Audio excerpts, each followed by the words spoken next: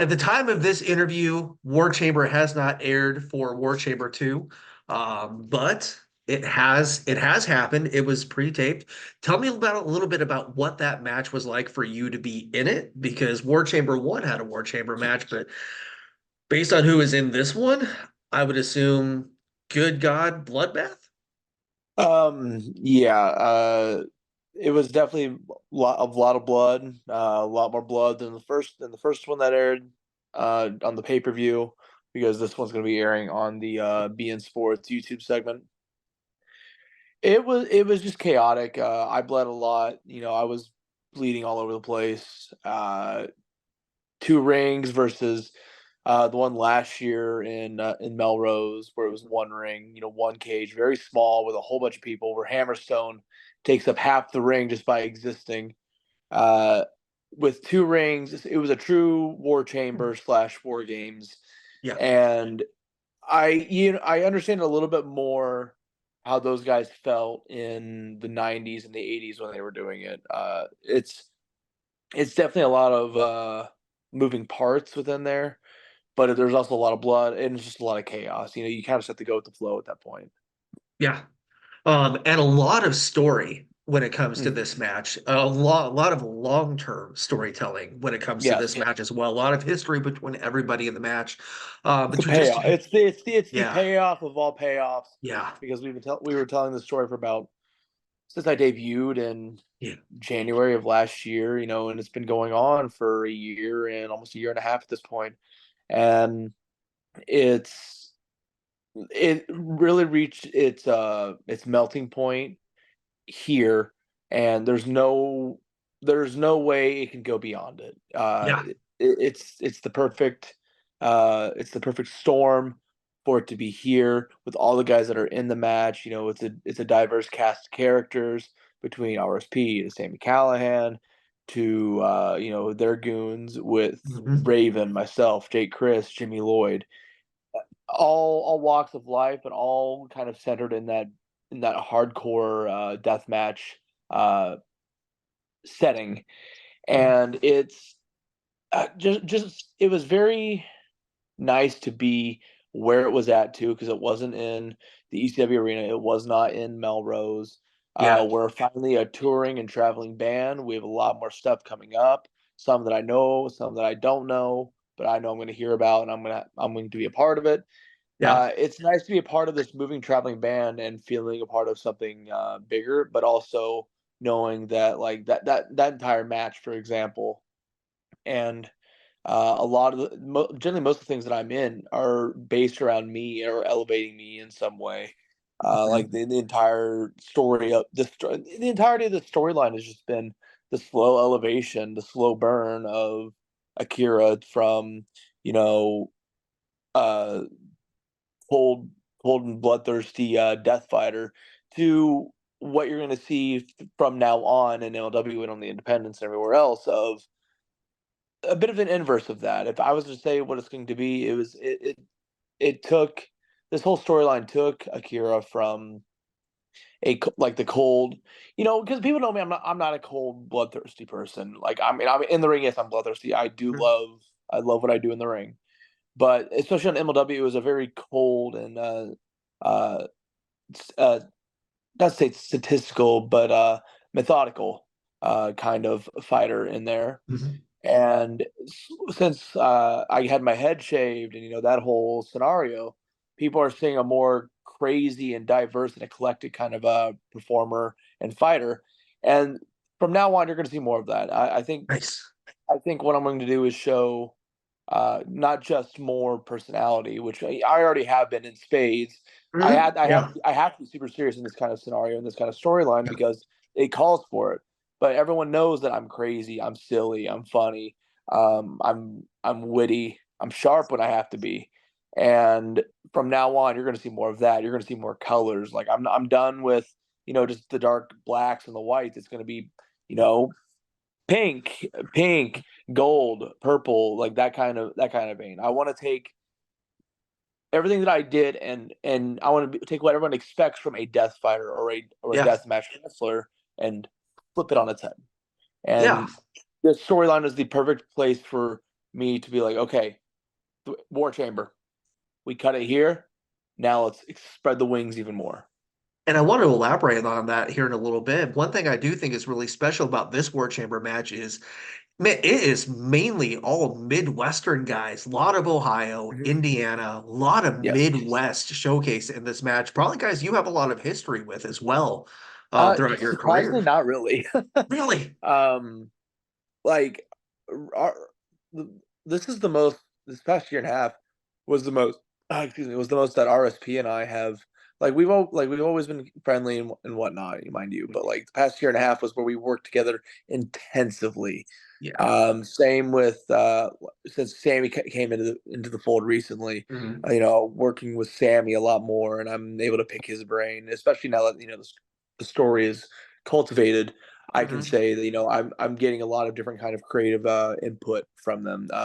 There's things that are coming out that are myself and Sammy Callahan produced that are my promos, and they're going to be very fun and different. They're not going to be the Nice. stereotypical pro wrestling, and they're going to Okay. involve. They're probably going to involve a certain four-legged little creature who goes around with me everywhere. Um, Awesome. he was very well received at the Tampa. Like he's well received in the locker room in general. Like Yeah. everyone loves him, and they come pet him. Kojima-san sees him. He goes, "Oh, Kota-san," and he pets Kota. But like literally once I brought because I brought him to like a Melrose show because Court said, "Bring the dog." Okay, bring the dog, and he was just so well received. He's like, "Yeah, bring him to ECW." Okay, I brought him to the ECW arena, and then Court goes, "No, you know what? Bring him with you everywhere." Because I can. He's a service animal. It's not that big a deal. Yeah. I just never wanted to fly with him. Right. So this last thing to Tampa was his first flight ever, and he was perfect. Uh, Nice. on the flight, everywhere else, and the things that we did that weekend, the way he was received by fans, everyone was just like, we want more Akira and Coda together. And so going forward, after the War Chamber airs, you'll see some very fun things. Oh, Uh, that's awesome. but even like Chris, like Jake and I, Mhm. we've always known each other. We wrestled one time, and it was for a certain dude prick named Ian. Well, not Ian, not even Ian Rotten. It was his stupid son. I'm not going to name. Right. Yeah. We wrestled for Yeah, I know what you're him, talking and it was about. a fun match. Yep. But this is the most also like we've interacted in a much more professional environment, a much more Hmm. creative environment, talking back and forth about things. And then but then there's Jimmy Lloyd, and Jimmy Lloyd and I do have a history. We've gone back since I first wrestled him at On Point Wrestling in New Jersey. That Okay. was like in 2019. Cool. But we've known each other, we're friends, and it was just really cool that Jamie and I were in that together because I Jimmy told me that was his first War Chamber / War Games because he never did one for GCW. Hmm. So, and then even working with the Ravens was really cool. Since he kind of came into the fold, he's not there all the time. He can't Right. be. He's older. He had multiple surgeries. Yeah. But when he was there, even in the beginning of last year, he gave me lots of advice on promos and ring work. And when he came back this year, after the match with Sammy, he's watched my stuff, he's watched my promos, and he's said nothing but like he's like you've gotten so good. He's like your Nice. promos have. He's like your promos are good. He's like you're very eloquent when you need to be. And I have a lot more dynamic in what I was doing. I found my voice and I'm finding it more and more and more. But it's very cool that someone I used to watch back Yeah. in back when I was a kid, in the 90s. I work with him and he sees I'm improving, and he said some stuff after the War Chamber match in front of the crowd about me, and it was very nice to hear because he doesn't say shit to say shit. Right. And he doesn't need to. I mean, No, for well, he for doesn't. He sure. doesn't bullshit. He doesn't bullshit. If he's gonna Yeah. say something, he's gonna. And Yeah. I could feel it because afterwards he came out to me. He he fist bumped me and he goes, "Good stuff, dude." And I go, "Okay, cool." Nice.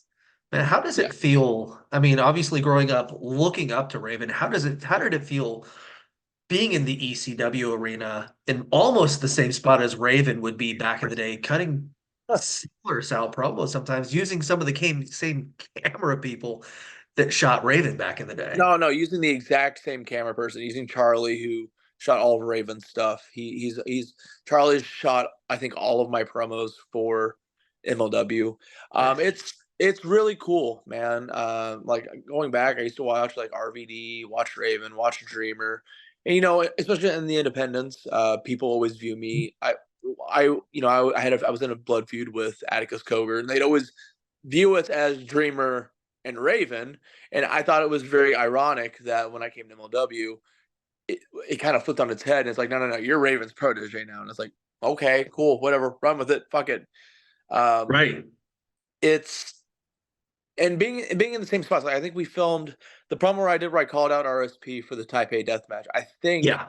that was in the exact same spot where Raven used to cut his promos at the ECW arena That's because insane. they wanted that specifically for that reason. I just I never view myself as like, oh, I'm like Raven, but the fact that people can see the way I can cut promos, I'm not always in a dark, brooding environment Right. because I'm just like I'm not him. I have ebbs and flows. You got to push me to the point where like when you shave my head and make me bleed everywhere, or I can cut that kind of promo where it's brooding and it's poetic in its own way, and Mhm. it has some thought provoking nature behind it.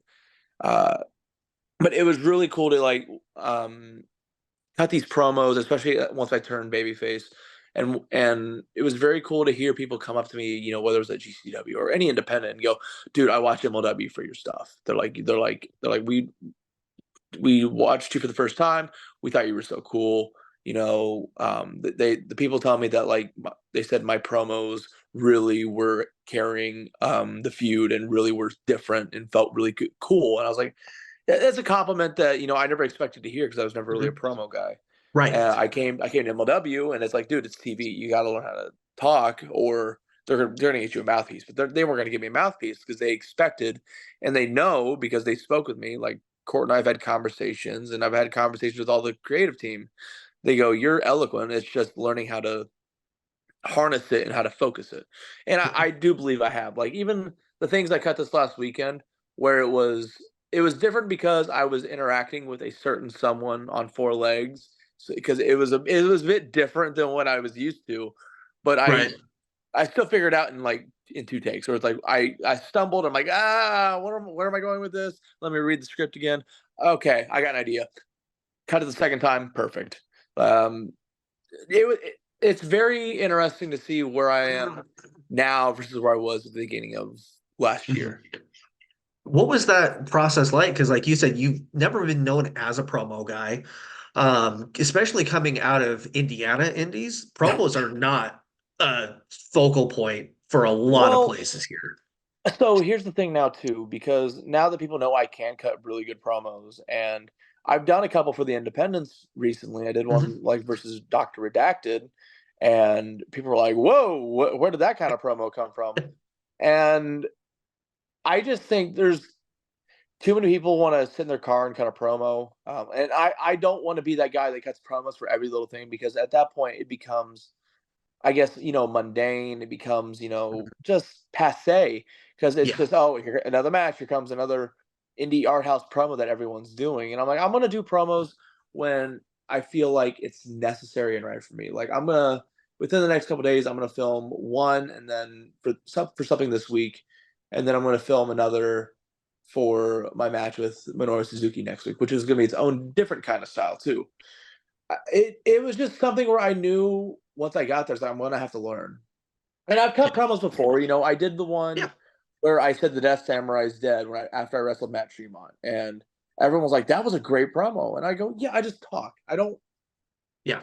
Raven and I had the same kind of agreement of like regular wrestling promos where everyone's yelling the date, the location. I'm like, that shit sucks. I hate It's it. annoying. Everyone does it. It sounds fake. It sounds like you're being advertised to. There's no emoting Yeah. behind it. The whole point of the promo is, to put some meaning behind the match, to put some nuance behind your character. Hmm. A lot of guys just do it. It's my turn to yell and express anger, and it's like no one wants to be yelled at. I heard Raven say this. He goes, "Yeah," because someone cut a promo and he was giving advice. He's like, "Don't yell." He's like, "Don't yell until you get to the point of the promo where you need to yell, because you're yelling for an entire promo. No one wants to hear that shit. And no one wants to hear the fake bullshit like promo where it sounds like you're doing like a college theater play, or you're doing a play in high school, Yeah. where it's like you're not talking like a human being. Uh, I never wanted to be like that. I spoke to Raven and Rickey about this too. I said I don't want to cut promos where I sound fake. I want to cut the homicides. I want to cut the Danielsons, the Punk promos. I want to cut the Mox, the Eddie Kingston promos where I say something, you're listening to me. You Yes. know, um, but I also want to not just be that the whole time. But even then, they're not that the whole time. Sometimes they're funny, sometimes they're not. And I just even like everything I do, whether it's my in-ring work or my look, my belief structure, how I view pro wrestling, I never want it to be like anyone else's. So I even when like I started doing promos last year, I would sit there and I'd just think about. I'd write things down. I'd watch movies. I'd dissect the best kinds of like dialogue. I'd watch the Tears in the Rain speech from Blade Runner, and I'd be like, why is this so good? And Right. I'm because it's this intense character who is eloquent and his voice is deep and magnanimous, and he's talking so quietly and so gently, and he's showing such a level of tenderness and vulnerability. And I go, a promo is the best promos. You have to have range. You're acting, you're improv acting. It's like what we're doing in the ring. If what you're doing out there seems fake, we're not going to buy the bullshit. Mhm. I have to believe what you're feeling. That's why I love Terry Funk's promos, because Terry Funk was an over the top fucking character. He fucking pulled a horse's fucking tail up and let the horse fart, and he was cutting a promo while doing that. But he felt real while doing it. Roddy Yeah. Piper was the same way. He went to Hollywood, came back, and I think it added to his verbiage and his eloquence and how he delivered and how he spoke to the audience and how he spoke to the camera. And that's just kind of how my mindset was, and how I was like, get away from the pro wrestling talk, get away from talking like a goober, talk like someone with an intensity, talk like someone with something to say. And Yes. I'm not perfect at it yet. It might take me one or two tries, or you can put me in front of a crowd, and I'll find what I need to say. Hmm. I'm definitely not on a CM Punk level yet, but Right. God, the whole goal is to get there someday, because not even CM Punk was CM Punk in a day. No. Yeah. See. And that's kind of what my basis was for it, because I also looked at the independent scene and I said, look, I'm not Will Ospreay ripoff. I'm not Will Ospreay light. I can't do 1,000 fucking flips. The guys I stylized myself after were guys like Kasai, Takeda, Nakajima in Japan, Shibata, Suzuki, Nakamura, guys who aren't doing 1,000 fucking things, but the things they do look like they hurt. Terry Funk is another one. Terry Funk, Roddy Piper. I want to be guys where when I speak, you listen. When I throw hands, you're worried.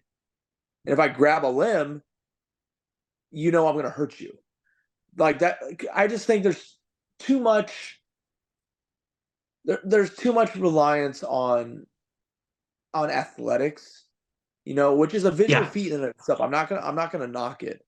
However, I'm not here to watch a flip, or I'm not here to watch a crazy move. I'm here to be invested in the person that I'm watching. So when they hit or get Mhm. hit by a crazy move, I'm worried. Yeah. And I think, once again, I'm not perfect at it yet, but I think the thing that I do, one of the things I do the most well, other than looking like I could beat your ass. Unlike I think a lot of the kids these days, I look at them and I go, I could beat your ass, beat your ass, Yeah. beat your ass. Like I think that I can sell the ass kicking just as real as most can. I just think too many people, like, they see the athletics and they think that it's all that it is, and like the selling and all the things in between are just extra. It's like, no, no, no, no, no. Like, I want to believe that you're hurting. Like, Yeah. the best thing I can do is get a crowd that hates me to flip and be worried about me. When I was up in Canada, I wrestled Aeroboy, and it was a lucha show, so Aeroboy's gonna get cheered more than I'm gonna get fucking cheered.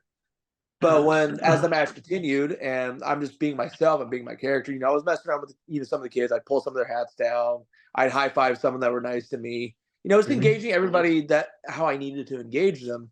As the match went on, it went from them booing me to 50-50 to by the end, please come back, or they were worried after.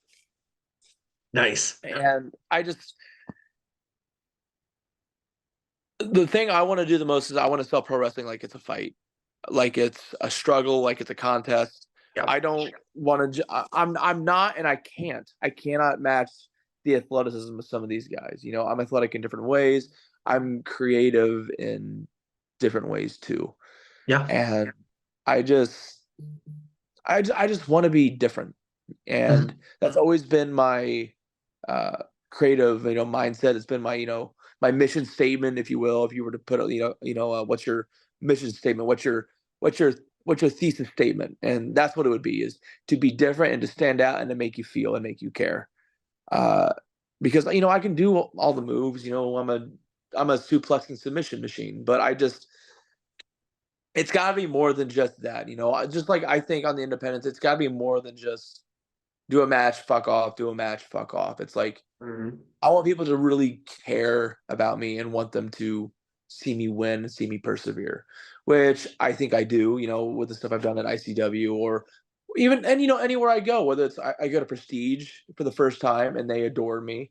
And after my first whole weekend there, they were calling me like, their adopted son. Circle Six, I go there, show up, and Yes. everyone, I can just show up there now and everyone's like, holy shit, Akira's here.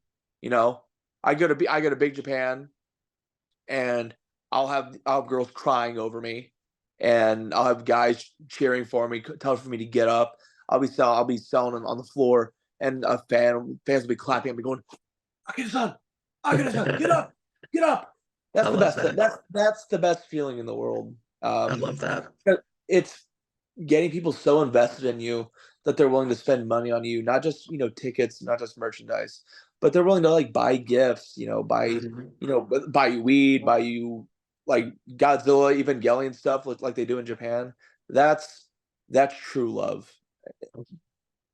So what was it about MLW that really intrigued you? That did they reach out to you? Did you reach out to them? And I love how you guys are labeled as fighters and not necessarily just wrestlers. Well, that's always been my thing. I don't call my shit matches. I call my shit fights. Yeah. Because Yeah. it's I believe the verbiage that we utilize, whether in promos, Yeah. It's everything. whether it's doing commentary, it sets the stage for how people view not just the promotion but just the fighters themselves.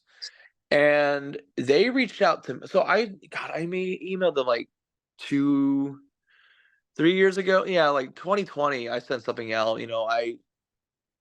Um, myself and Simon Gotch are pretty tight. I call him dad. He calls me son.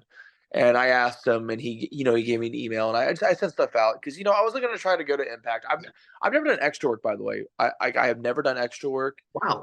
Like when I was training, I helped set up Ring of Honor, but I never did like those backstage, that everyone does for take my picture with the WWE sign or the AEW sign. Never did that shit because, especially once I started cultivating my own, following and cultivating Yeah. a character and just an aura.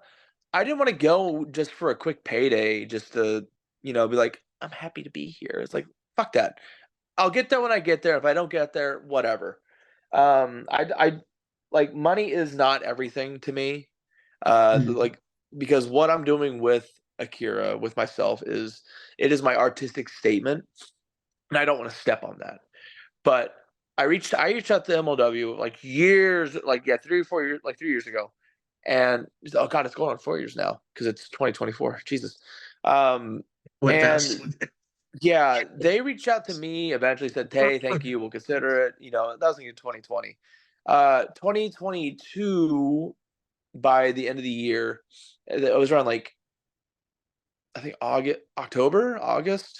No, it was like October, November. I got an email again, and they're like, "Hey, we're that we would like to use you for X amount of days. Me, okay, cool, yeah, sure, dude, no problem. I'm down for that. And then it went from that to a week later. Hey, actually, we would like to sign you, and like we have a specific vision of you that we want to do. Here's the pitch. Here's the layout. They gave me stuff, and I sat there with Mosh, and I go, "What do you think?" And I talked to her. I talked to a couple people. I talked like Mia Yim was someone who I reached out to, and I asked a couple questions, and they encouraged me to do it because they said, it's going to do nothing but give you TV time. It's going to give you a different kind of experience. You'll have a reference at the end of the day. 2 years is 2 years, and if Yeah. you want to, if things get better out of it, you can stay longer. And thinking we're touring now, so financially, who knows what could happen. That's always a huge basis of it because I didn't just sign to sign. It was a it was numerous factors, and we had a little bit of discussion on things that I wanted, things they wanted, etc.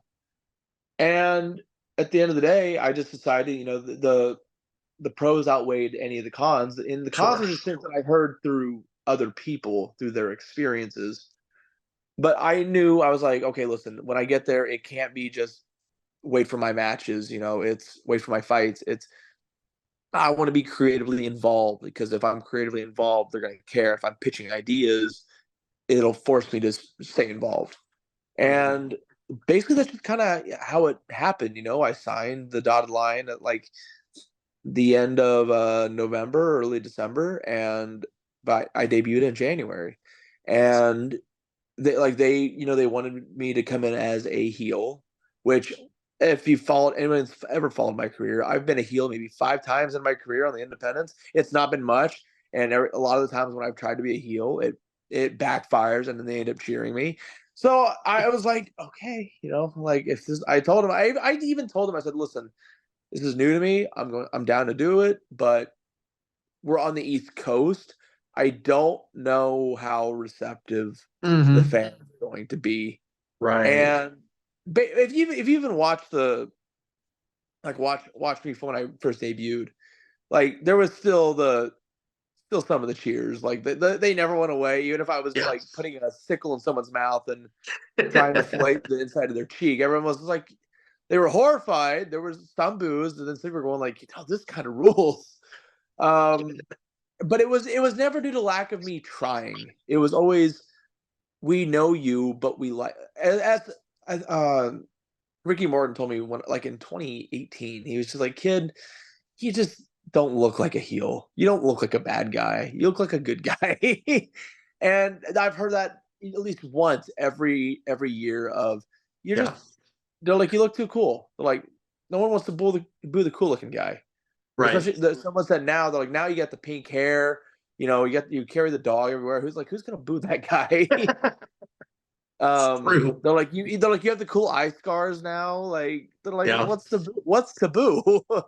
I got booed in proximity to the stuff that Raven and Ricky would do, but even Yeah. like after I won the middleweight title, and Raven goes, "You should be cheering Akira." The entire Melrose just started saying Akira, and I was like, this is not gonna last long.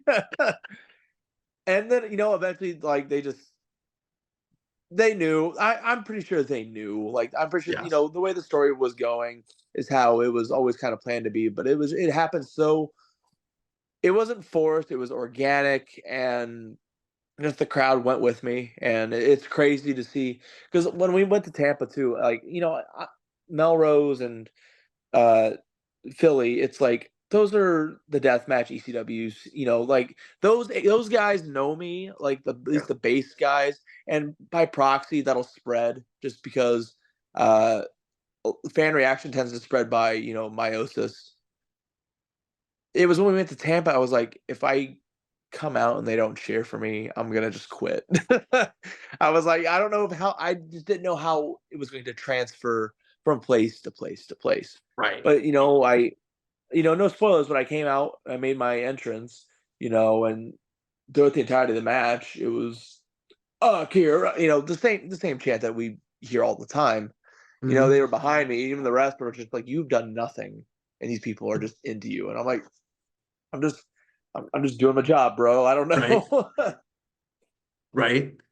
One But one yeah, thing like that, that's been my experience. That's how I got into MLW, and I just okay. I naturally just tried to integrate myself into the creative and into the business aspect because I'm pretty sure that, like they want to use and uh they want to use people to the max if they're ingrained 100%. Because I just knew it's not come up, wrestle, do a promo, piss off. It's work. I want this to be my job. So I'm gonna ingratiate myself into as much of it as I can, and I have. I think I generally talk to Court like once or twice a week, Right. um, like full on conversations. I'll shoot him ideas, etc. And there's always a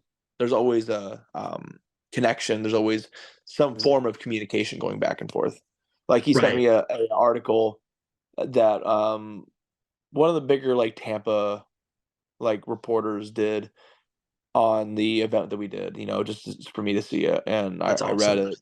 And it was cool to see, there's people stuff for me and also stuff ironically stuff for Coda. Yeah.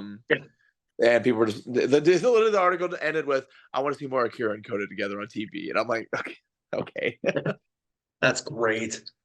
Man, one thing I will say is like being located in Indiana, like man, when it got announced that you signed and you showed up, everybody out here was talking about it. I wouldn't know. I'm not there anymore. Obviously, with among wrestlers, a lot of people just have a lot of stuff to say, not always necessarily the most positive. But how much did you use that as motivation when you got to MLW to really shut people up? It's always so it's still like it's still ongoing. I'll still read a comment here or there that's just being very snide or Yeah. dismissive towards me. And it just makes me go like, you know what? Fuck you, pal. Watch me.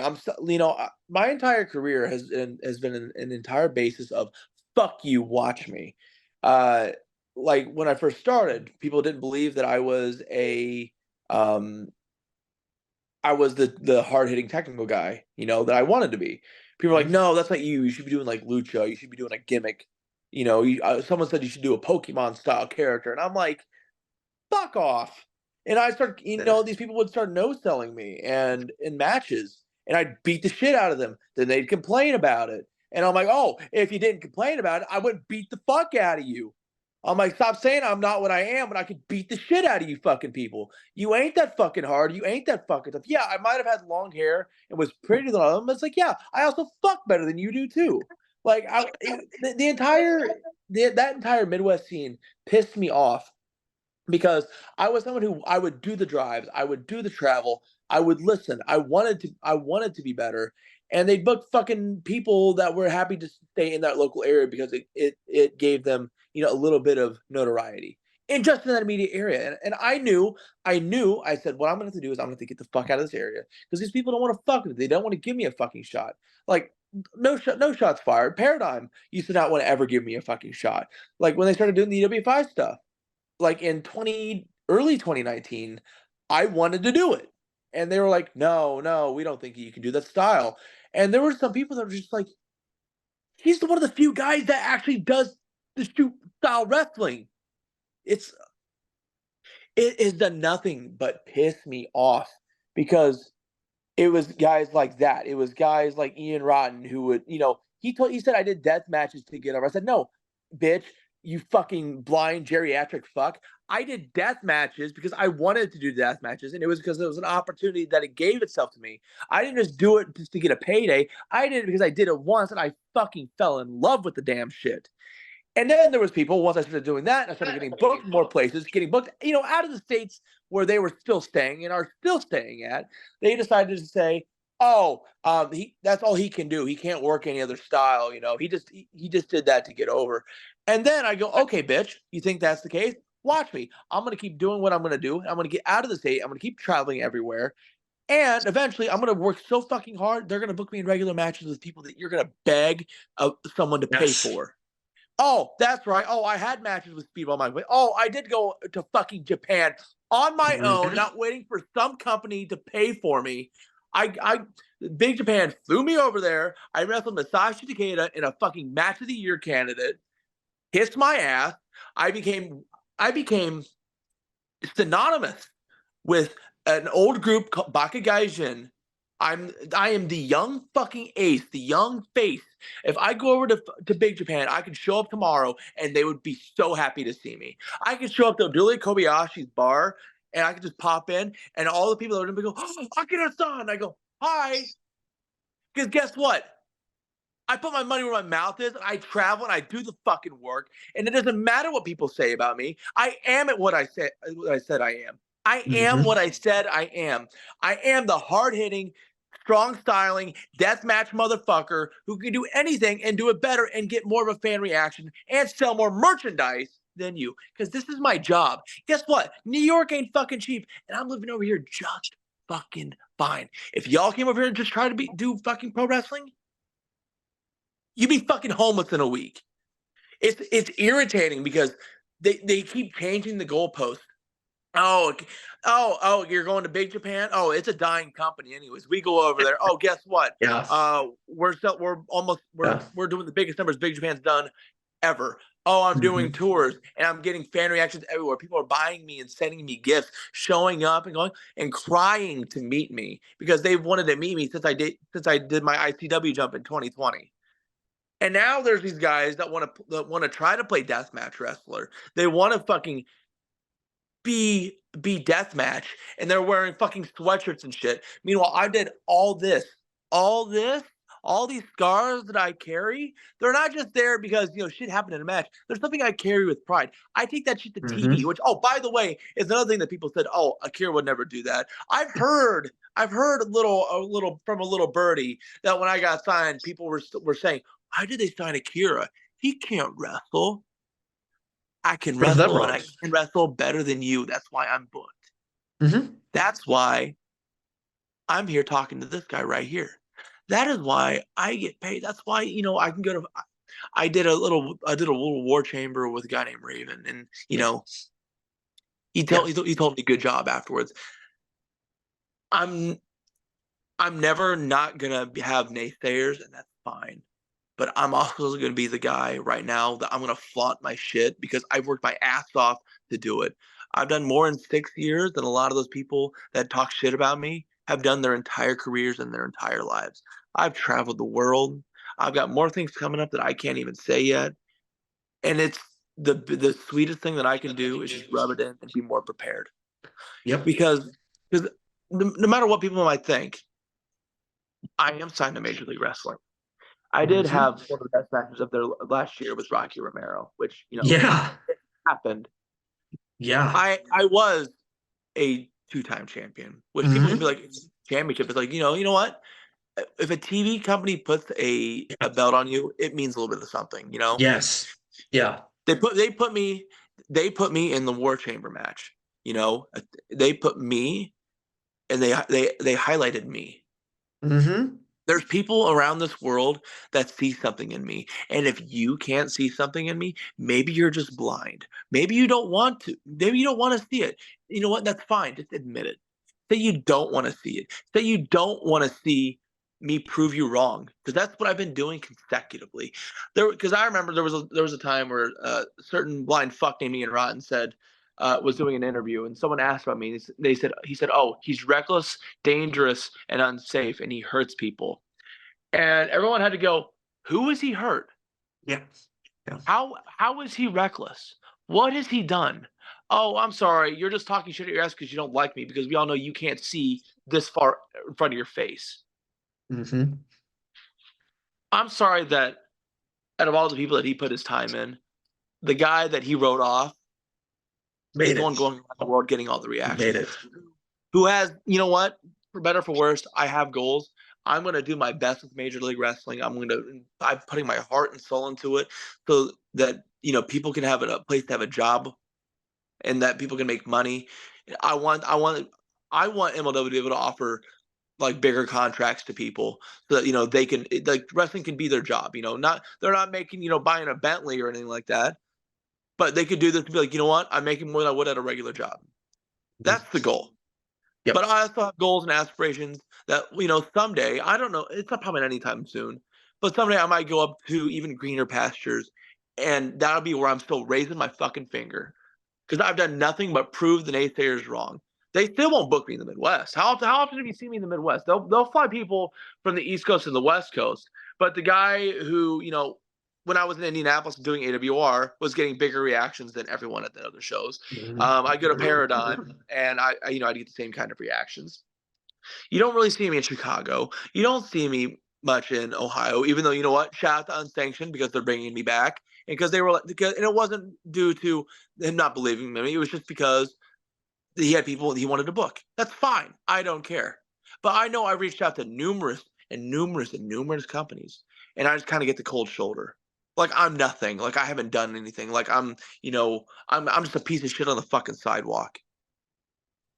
I know for a fact that I stand out. I know for a fact that I'm different. I know for a fact that what I bring to the table is unique. And goddamn, we need some unique shit in pro wrestling because so much stuff is Good just God, yes. the same. I'm Good tired God, of it. yes. So speaking of goals, what is one of those goals? Do you ever see? Do you see yourself, and maybe you already have, because you've done a lot of matches in MLW and throughout your career that are not just death match wrestling. You've done No. regular matches. You're more than just death match. But do you see a point where you Also, might try? pause. I'll pause. Also, that was another thing. People said I would be pigeonholed in doing death matches, and I would never be able to do anything else. Not even And I close. proved them. And then I proved them wrong because Yep. you know what?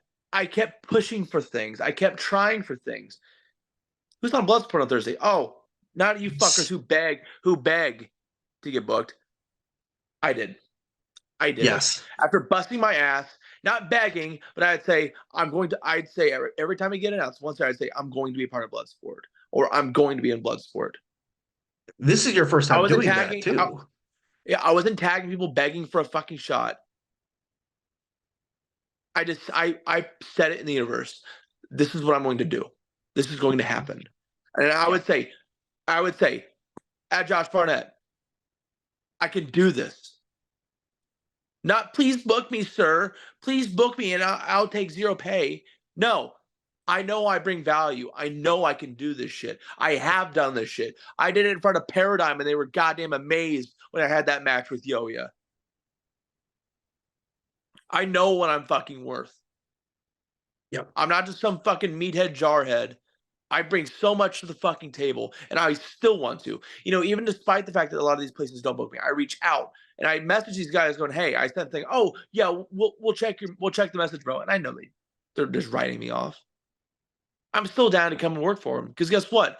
I want to make money and I want to help people make money. I want to have Mhm. fun matches. I want the independent scene to be good. I don't Yeah. want it to be the same old bullshit over and over and over again. It's tiring. Yeah. Yeah. It really is. Like, good God. A lot of the stuff you just said, like I've seen it up close, man. And it's Styles clashes make matches. yeah. And stop begging people. Stop with these fucking wish list bullshit of I want to wrestle this match with this person. Make yourself valuable to where people want to see that match. Yes. Stop bitching about it and Just crying make it about it. happen. Just go out and make the match happen. You know? Like, Like yeah. Speedball and I happened when it happened, and it was also a match of the year. I don't care what people fucking think. We had that match, and people went shut up about that match for a month. Like, stop begging for shit and go out and do it.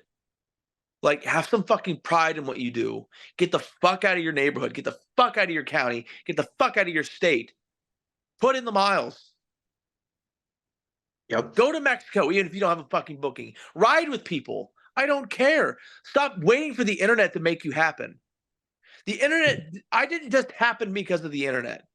I didn't just jump off a roof and, boom, explosion. My independent career was surging. No, I was doing the fucking drives. I was doing death matches for like $100 in the middle of Tullahoma, Tennessee.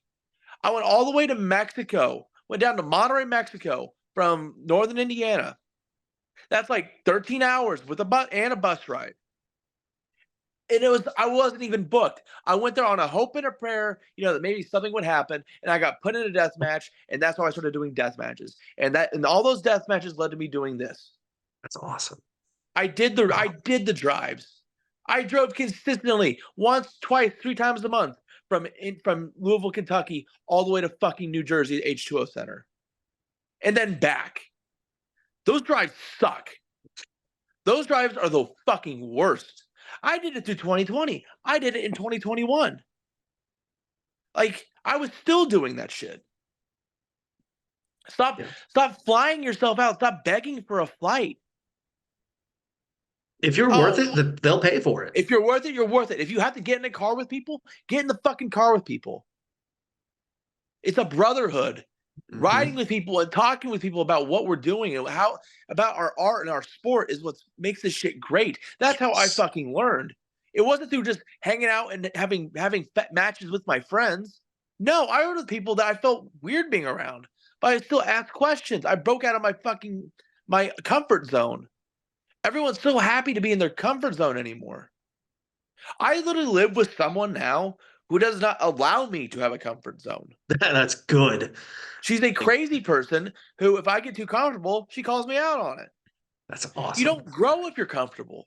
Yep. You don't. Yep. And when you're doing stuff like MLW, you're never comfortable because there's always some crazy thing that you have to go do all of a sudden. Hey, I need you to get this promo right. Like literally, I'm sorry, at Tampa, I got stopped but talking about the match because I had to go cut 3 or 4 different promos. Wow. And guess what? They're promos. You have to Yep. make sure they're good. Yep. They can't be some bullshit because that is a representation of you. Yep. If you And the put a company. piece of shit, if you put a piece of shit promo out there and you force them to air it, you look embarrassing. You make the company look embarrassing. Hmm. Yep. And I'm not saying I'm God's fucking gift of wrestling, but I'm fucking trying and I'm putting in my fucking work. And I feel like I have more to give and I want more to give, and people are just, are cock blocking me at the gate. Right. And do you think that there's a time where to continue to evolve, continue to get out of that comfort zone, to continue to prove everybody wrong? Do you think there's a time where you start to drift away from the hardcore and from the death match and focus solely on just traditional? I can't.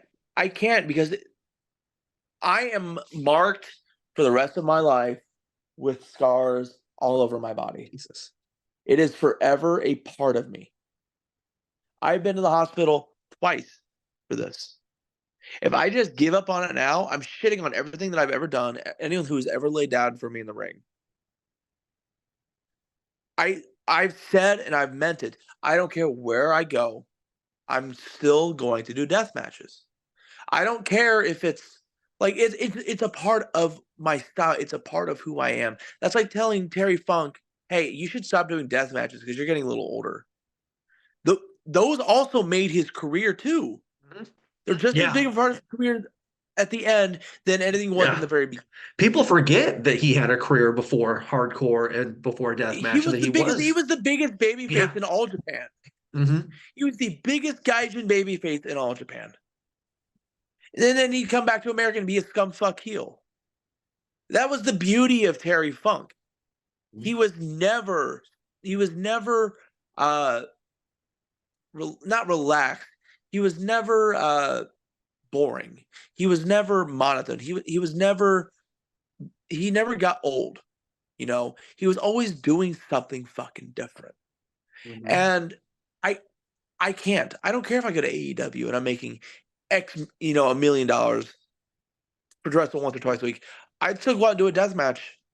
Yeah. Or I'd be like, hey, I'd like to do it. I want this angle to build to a death match. Like, I'm sorry, like this last year, people have been kind of forgetting my credentials, it seems, in terms of death match. And people have been saying, oh, well, he's not, top 10 anymore or whatever. And I said, you know what? Those people that you're putting in your little cute little top 10 list, Yeah. they can do 1,000 fucking matches in 1 year. The 10 matches that I do will have more gravitas and have more impact and more meaning and better work than they do and all that shit that they do. Well, that's because your And it death did. matches aren't death matches for the sake of doing a death match. There's story in I did. wrestling. I wrestled that that Sickest of the Sick tournament. Yeah. Yeah. And I'm sorry, I'm saying this right now. I'll put my entire run in that tournament up against anyone else's run in any tournament. You can kiss my ass.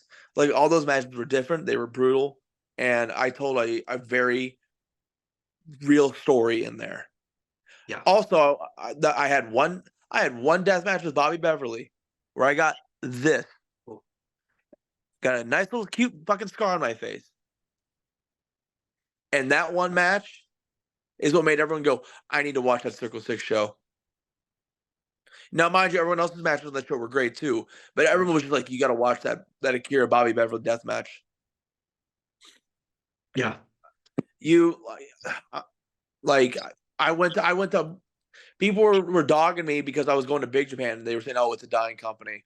I went over and had that match with Takeda. Guess Yeah. what? Guess what everyone wanted to do? I gotta watch that match Yeah. with Akira and Takeda. Yes.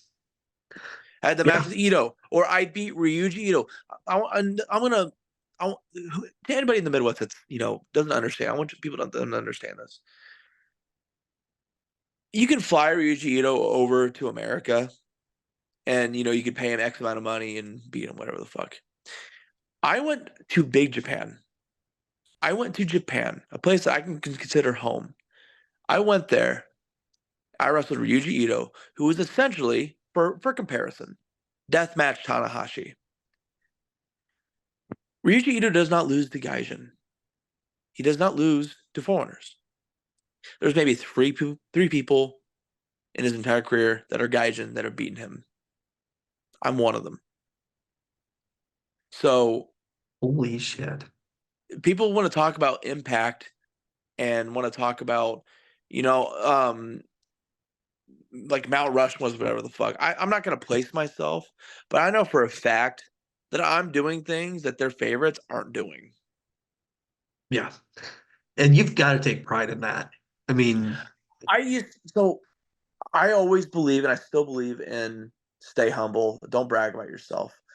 But our mutual friend Brian was very much like, no, go on this and just vent.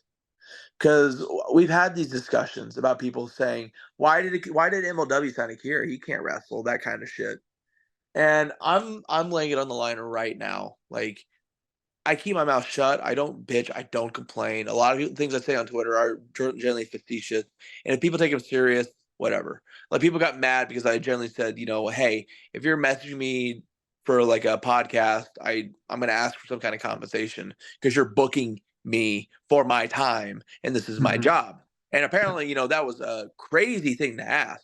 There's different scenarios and circumstances regardless. Like this one, Mhm. it was a gentleman's agreement. I wanted to do this because I have things to say.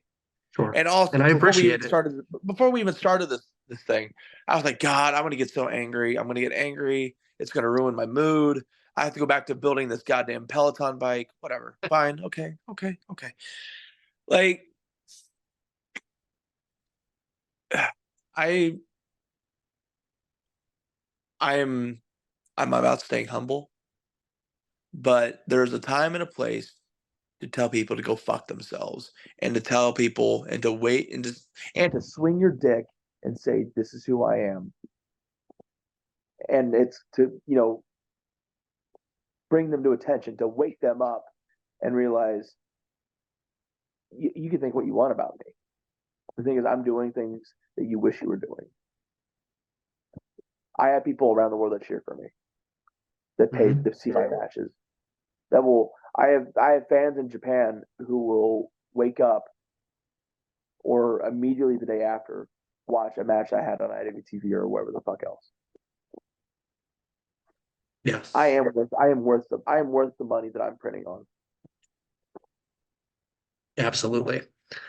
And one thing I love about MLW is they don't seem to put any boundaries on what you do and what you can do. That Taipei with RSP was fucking insane. You Yeah, know, like, good God. there's always state limitations. Like I can't go out bringing light tubes and shit like Okay. in Philly because they have a Okay. service. Yes. Can't do it in New York, but I can pitch ideas and they'll listen. Like I've almost had a knife board come out on TV. I can't count how many times. It just get ixnayed for some for some production Right. reason or whatever the fuck. Uh, but generally, I'm given carte blanche to go out and just do myself. Go out and do your thing, and That's I do it. awesome. I did it with Rickey. I did it with Sammy. Hmm. Um, and hell, I did it with Jimmy. And Jimmy Lloyd and I had our hardcore match. I stuck a knife in his mouth and then made everyone like want to throw up. Yeah. Like, Yeah. It's yes. But there's always a story attached to what yes, you're doing, which is what there there I should there love the should always most. be a Yeah. story, man. Like that's Yeah. like a lot of these Yeah. guys are just like, and especially in deathmatch, it's like we're going back for some reason we're stepping back and going to like the early 2000s when we're liking guys who are just swinging shit and doing dumb shit and landing and looking like shit.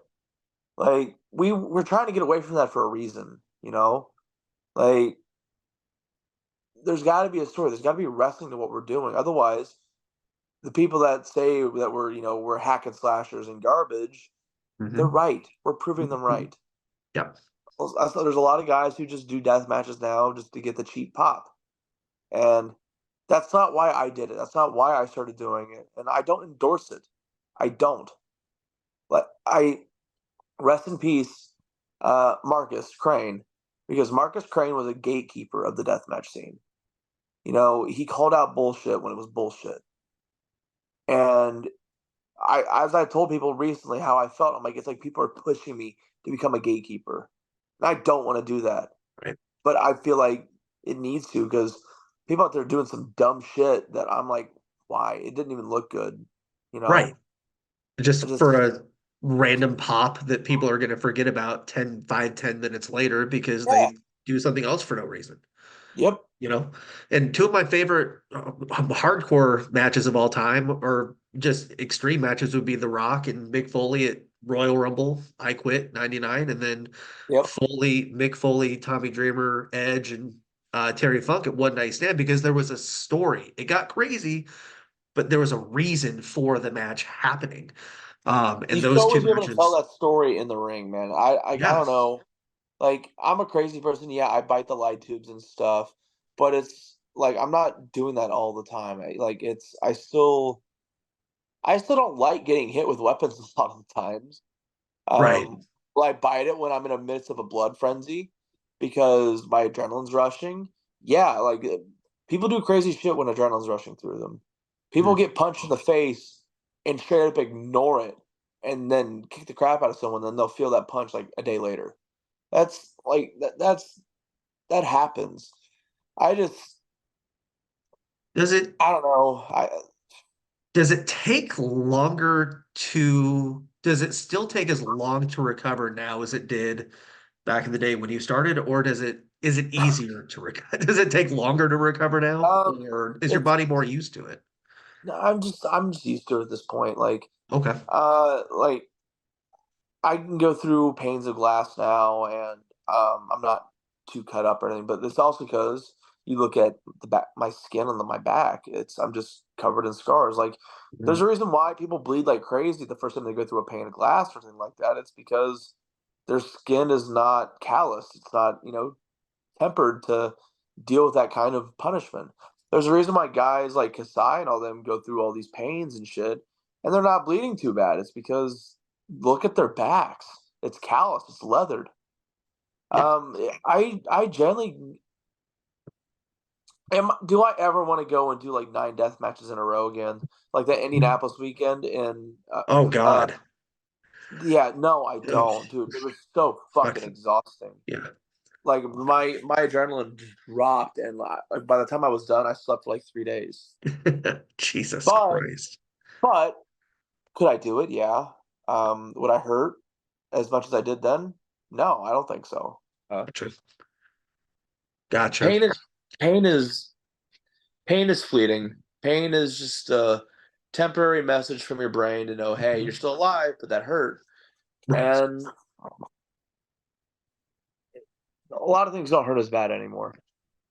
One thing I did want to talk, you've talked about Coda a lot on this Yeah. interview, but I want to ask, like, what does it really do for you having Coda on the road with you at the shows backstage. How does that really help you with the traveling, Um, with the stress and all that? so with the flying stuff, I was very worried. I was like, "Fuck, he's never flown. I don't know how he's going to react to it." Um, because he's my service animal for things I'm not going to disclose. Oh, and you should But no. it's it's like having a family member with you at all time. You know, it was like I'm traveling with my kid. He's my son, and whether I'm stressed or I'm on a flight and the flight starts shaking, and I go like we had the flight we were on. It was doing a little bit of shaking. I just held on to him for a minute. And I go, which is part like it's part of the reason why he's a service animal for Mm, something that, like sure, stress causes me to yeah like that sure, kind of stuff. Um, it's just comforting to know I've always got someone who's on my side. I can go back to the locker room, and the first thing he notices is me. He's like, "Dad, Dad." He'll come to me and he'll lick me. He'll check on, oh, make sure I'm good. It's it's just a level. It's a feeling of home. It's home away. He's sure, home away from home, and I'm happy that I can bring him on the road with me now, especially because he's so ingratiated into my act, if you will. sure, Because, dude, life's short. Life is so short. Life is so fleeting. And, like, there's times where I'm gone for like a whole weekend and, I'm missing out on time with him, and he's getting older and older and older, and he's not going to be there with me forever. Until they right. get that doggy youth vaccine thing that they're supposed to, well, apparently they have that in the test trials right now. So, Really? hopefully he can be around with me for another like 30, 40 years. That'd be great. That Like that would be he's my best friend, but now I can travel with him. He can get on a plane, no problem. He'll sit there with me. I can play a game. He'll just put his head on my lap, and I just know that I'm gonna have as much of him in my life as possible now, and I can be in his life as much as possible that's versus awesome. him at home waiting for me to come home. That's awesome. And it's easier on him too, I'm sure. So, Yeah, like yeah. I always get told by my roommate or my mosh, they're like, he misses you. Like, and if I'm gone for like a week or something, like, yeah, he keeps looking at the door, thinking that you're coming to the door, and I'm like, I I hate hearing that because I just Yes. feel so guilty. But Yeah, now it's like all he has to do is he has to just wait for me to come back from my match or something like that. right. It's I just feel better in my heart because I remember when I started wrestling, I had a dog named Rocky, and he was an old English bulldog, and I'd be gone for 4 days to go train for training when I was training, and then I'd be on the road to go do like because I'd travel 3 hours one way to go train, stay at my trainer's house for 2 or 3 days, and his house was a shithole, then go back and then repeat, every week. And I just missed out. And I was in college, before that, so I just missed a lot of time with him. And I'm happy I got to be there when he passed away. Like I was there in the same bed as him, and he as he went. But I was like, I'd always get the text of he's missing. Like when I was in college, my dad would text me, he misses you. People pull into the driveway and he thinks it's you, and it's not. And that just killed me, man. Like Yeah. I that dog Rocky adored me. He'd Mhm. follow me everywhere. He would he'd risk life and limb for me. Mhm. And I just knew with Coda, I was especially since he's turning 5 this year. I'd always try to be involved with him as much as possible. If I can take him Yeah. on the road, and especially now that people are just like, dude, I love that he's a part of what you do. He comes with you, and the fact that he's gonna be doing stuff with me on TV. It's like That's more awesome. reason to bring my dog, because he's Mhm. a part of it. And he is, Yeah. Like, even when I was in Japan, there were fans they'd have like little fans, and it would say Akira, but it'd have a picture of Kota. And on the back, Oh. it'd say Kota-chan. And they'd go, "Ah, how's Kota?" And I'd show them pictures, and they go, "Oh, Kota, Kota-san." And they, 1 second, Kota, Kota, come here. he gonna come or is he asleep? He's a big lazy loaf. Coda! Outside? He's asleep. He doesn't care. Oh, damn. Oh, I that would have been tried. awesome, man. I tried. That's also the thing. He's such a little personality too. I love Right. being around him just because he always has like a funny reaction to stuff, and Nice. I just get to be around it all the time. He'll him shooting people weird looks or him shooting me a look. Like when we got on the plane, this lady was like asking me and was worried. It's like, is he a service dog? Is he allowed to be out? I'm like, yes, he's allowed. Like Jeez. I was afraid I was sitting next to a Karen. But then Right. this baby right in front of us starts crying and screaming, and Coda stops. Coda just looks up at me and goes, just rolls his eyes. And this lady goes, "Oh, I love this dog." And I go, "Okay, cool." Oh my God, Like, yeah, that's great. he's the best. He's a funny little guy, Yeah, but he's my kid. I love him. And I just want to spend as much time with him as I can. that's awesome, man. Shifting gears finally this weekend, and this interview will post before that show. Bloodsport Yes. coming up this weekend. How pumped are you? And what can people expect? Generic question, but what can people expect from you at Bloodsport?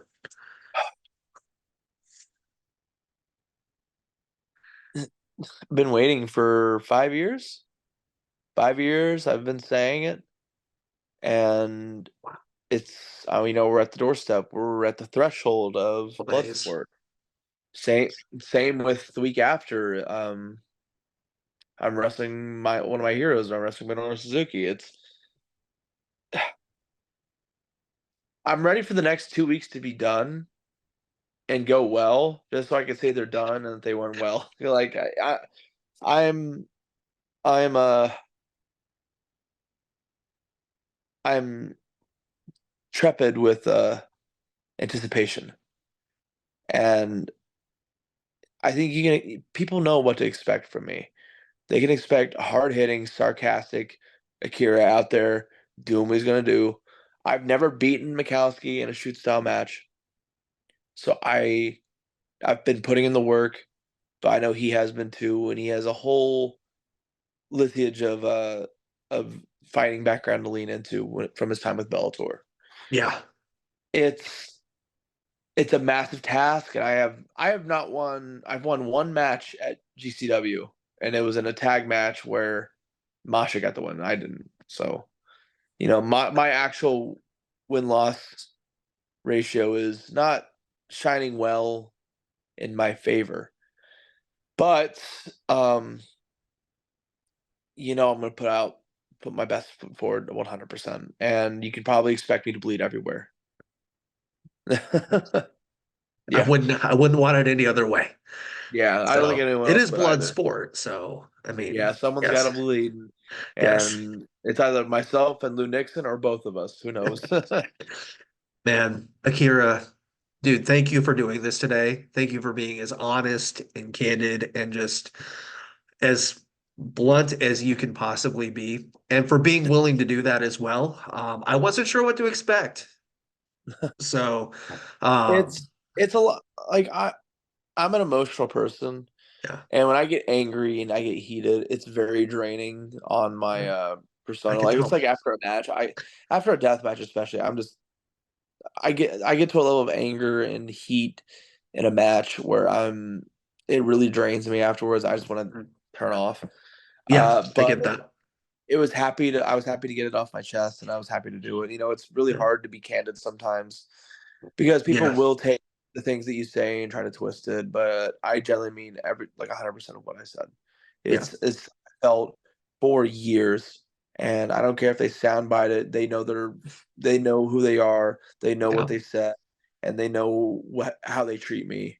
Hmm. And I think it's bullshit because Well, I I I've done exactly what everyone says to do, and I keep doing what everyone says to do. I mm, keep going, grab that brass ring. And when I do it, they move the goalpost on me. yeah, And I'm like, I just want to be involved from my hometown. I want from my home state.